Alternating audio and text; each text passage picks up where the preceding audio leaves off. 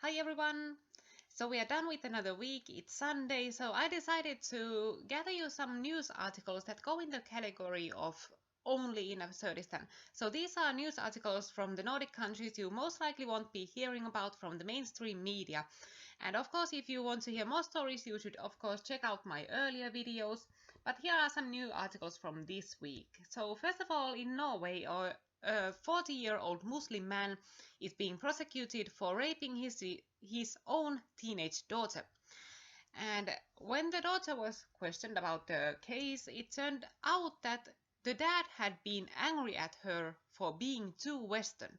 So he had raped her as a punishment. So I guess this is the much talked about cultural enrichment we keep hearing about, because this is something I don't really think we used to have over here. Like, we didn't really have people who consider rape a reasonable way to discipline a teenage daughter. But now we apparently do. So that's something new. And in the second story, we come to Finland. And in Finland, it turned out that God really has it in for multiculturalists. Because there's this rap artist over here called Paleface. And this Paleface is a guy who tries to make himself appear some sort of far-left radical rebel, when in fact he's the most appropriate, most politically correct guy you could possibly be, because he reflects all the opinions of the powers that be. He's a multiculturalist. And he made this music video called We Will Not Fear. And the song was a protest song against racism and about not submitting to racism and neo-Nazism.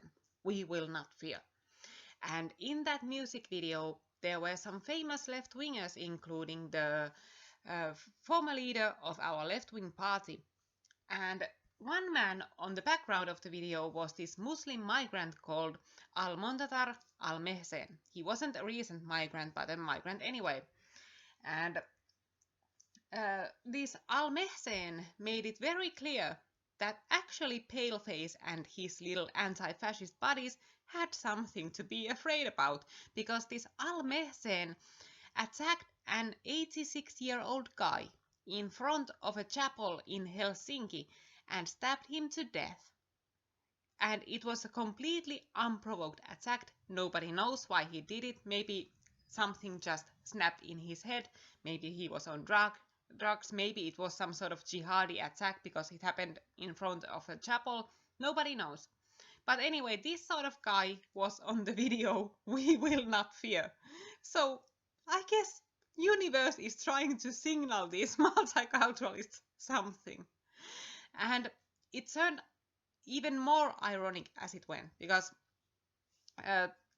earlier there was this assault in Helsinki in which a neo-Nazi guy kicked a man in the chest because this man said something derogatory to these neo-Nazis who were holding a protest and handing out leaflets. And the neo-Nazi kicked the guy in the chest, and the guy fell on the pavement and hit his head and died a week later in the hospital, and nobody knows yet whether it was because of the kick or whether it was drugs or something that killed him, and that is being investigated as we speak. And in that case, it turned out that one of our right-wing parliament members had actually posed in the same group photo with this neo-Nazi. And the left-wingers attacked him on those bases, because they tried to make it appear as if this right-wing parliament member, Olli Immonen, was some sort of a supporter of neo-Nazism and condoner of violence, because year before this assault he had been in the same photo with this neo-Nazi who kicked a guy.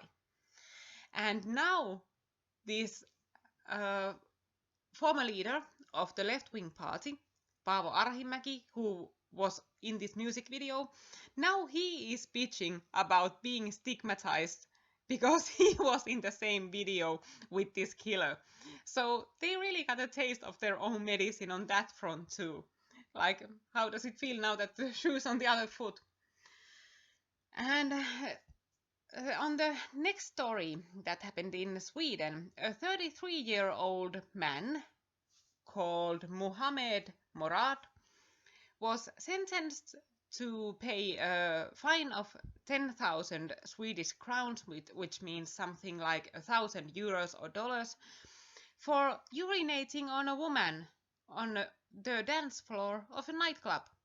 This woman had just started feeling something warm on her leg, and she had realized that this Muhammad Morad was peeing on her. And this guy, he denied any guilt. He claimed that he didn't do anything on purpose, but the court sentenced him anyway, even though they weren't absolutely certain of whether this guy really intended to piss on this woman or whether the woman just happened to get in the way. Anyway, I guess this is the cultural enrichment too. Like, this is something we now have to be prepared for, that someone can pee on you on the dance floor. So be ready for that. And the next story comes from Denmark. And in Denmark, a party leader of the local far-right party, and this man is called Daniel Carlsen, is now being prosecuted because he had passed out these spray bottles that said asylum spray. And those were like hairspray bottles that had new labels on them, and they were passed out to young girls so that they could protect themselves against the migrants, because hairspray, it can be used as this sort of pepper spray. And pepper spray, of course, is for license only in the Nordic countries, so you can't carry that around if you don't have a license for it. And these labels on this asylum spray said asylum spray legal, effective. And of course now this guy who had this little stunt, he is being prosecuted as a part of this political witch hunt, and he is being accused of racism, and they are actually trying to turn this into a weapons crime, as if he is breaking some sort of weapon law by passing around hairspray bottles. So this is what we've come to. And the next story comes from Finland, and I think this is just so funny because this is a small story, but this paints a good picture of the local anti-racists. So the Finnish potato chip company, Taffel, made these new bags that say made in Finland with Finnish work for Finnish people. And now, of course, these anti-racists in the Rasmus organization are angry about this. And they are planning a boycott against this potato chip company because they think the label is racist, because they assume that the label means that immigrants or refugees can't eat those potato chips because it only says that it's made with Finnish work in Finland for Finnish people. So that's racist. So this is the level of problems these people have. Like, this is what they have to resort to. Like, this is how non-racist our society is. Like, this is the best they can find. And in the last story, we are also in Finland. And here, this is a sort of a branch in the tree of the assault story I mentioned earlier, the neo-Nazi assault.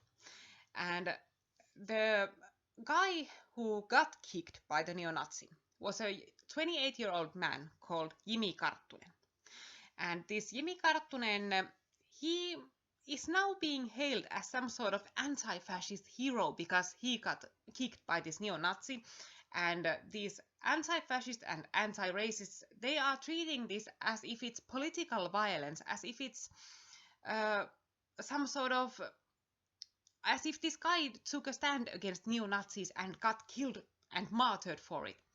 And actually, this guy, he just said something mean to these neo-Nazis, he provoked them and got kicked. So it was simply a matter of two hot-headed guys running into each other and getting into a fight. So it was basically a bar fight on the street. It had nothing political about it.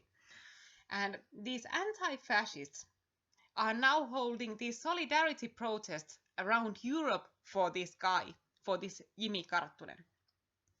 And here are some photos from Malmö, from Stockholm, and this sign says, "Rest in power, Jimi Karttunen. Red is our anger, black is our sorrow." And they have roses and candles and everything, and there's a manifest in Uppsala, that's in Sweden too, and in Göteborg, that's also in Sweden. And oh my god, they even have these banners with the guy's face on it. And you should really evaluate this photo of this guy. And this says, "From Sweden to Finland with solidarity, fight fascism, fight together, rest in power, Jimi Jonas Karttunen." Like, this is the most sober photo they found of the guy. Like, this was the best one they found. And they even say here that left-wingers, Muslims, Jews, Romanis, anti-fascists will always be targets to Nazi violence, and that's why we must crush the fascist movement. Anti-fascism is always self-defense. That's what they say. And they try to paint this guy as if he's an anti-fascist. And they even say over here that an attack on one is an attack on all. And rest in power, Jimi Karttunen. Oh my god, this is so ridiculous. How can they see that there's something wrong with this? And this guy, he was no anti-fascist. He was a small-time criminal with a long history of substance abuse problems, and he actually had posted very anti-Semitic content on his Facebook wall. Like, he said stuff like, "Oh, we should burn the Jews because they have cold hearts and that's the only way to keep them warm," and all this stuff about hating Jews. So he was no anti-fascist, he was a bigot himself, but these moron anti-fascists are painting him into this martyr of anti-fascism and anti-racism. And they even say, "Jimi has fallen, but we are still rising everywhere." So they have no idea of how this guy was, or maybe they know, but they are in denial. But this is just so dumb. And I almost feel this embarrassment for these people. Like, is this the best martyr they can find? Like, really? And they are really taking this very seriously, because I talked about this guy on my blog in Finnish, and it got hugely popular. Like, the blog got like over 100,000 reads on the first day. And I explained about his criminal past and his substance abuse problems, and I had double checked everything. Like, I got the information from his sentences from the city courts of Helsinki and Espoo, so it was very certain. And still, these anti-racists tried to threaten me with slander suits because I wrote about this guy's criminal background. So that's how hard they want this martyr for themselves. So here are some of the crazy stories from Absurdistan. Thank you for listening.